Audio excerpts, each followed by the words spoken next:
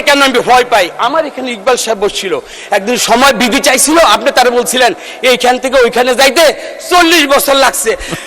মাননীয় স্পিকার, আমি তো 40 বছর বাঁচবো না। আর আপনি আপনি বাংলাদেশে সবচেয়ে দ্রুততম মানব ছিলেন, কোন কন্টেস্টে আমি ইনশাল্লাহ ওইদিকে পৌঁছতে পারবো না।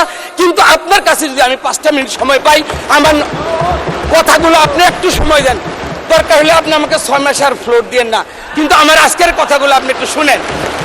জয়নাল আবদিন ফারুক উনি সাইজ দেখলেন, এটার ওজন দেখলেন, কিন্তু বিগত 16টা বছর যারা এইখানে বৈশা অপবিত্র করছে এই চেয়ারগুলারে, এগুলারে একটু জমজমের পানি দিয়া আতর গোলাপ দিয়া যদি ধুইতো তাইলে এটা তো আরো ভালো হইতো।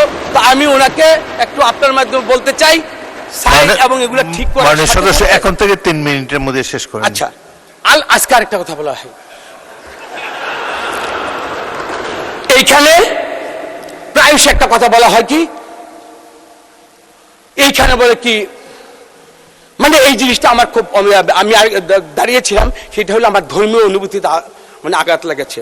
কোরআনের একটা আয়াত আছে, এই কোরআন আয়াত কেন বলি, ওনাদের পাশে বসি তো, এই আলেম ওলামাদের সোহবতে থাকলে এই বাতাসে বাতাসে দুই একটা কথা আমি ইনশাআল্লাহ বলার চেষ্টা করি। বিসমিল্লাহির রহমানির রহিম, ওয়ালাকির রাসূলুল্লাহি ওয়া খাতামান নাবিয়্যিন ওয়া কানা আল্লাহু বিকুল্লি শাইইন আলিমা। আল্লাহর মনোনীত কে? আল্লাহ। আমার রাসূলকে? রাসূল আল্লাহর রাসূল, এবং খাতামান নাবিয়্যিন, এরপরে আর কোন নবী আসবেন না।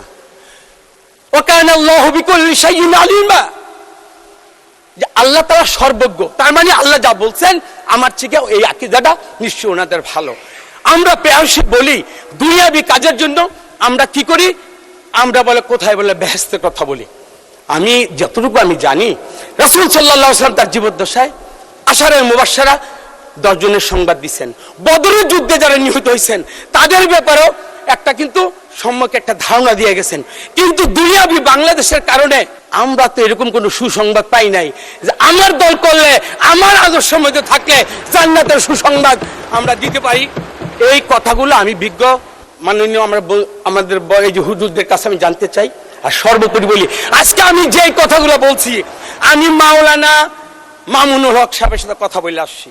আমার আমির মহোদয় উনি জিজ্ঞেস করতে পারেন, আমি নূর হোসেন নুরানির সাথে যে কথাগুলো বললো, এই যদি আমার আদবার বরখেলাপ হয়, আমি কিন্তু ওনাদের কাছ থেকে কিন্তু তালিম নিয়ে কিন্তু এখানে ইনশাল্লাহ কথা বলতে আসছি। সুতরাং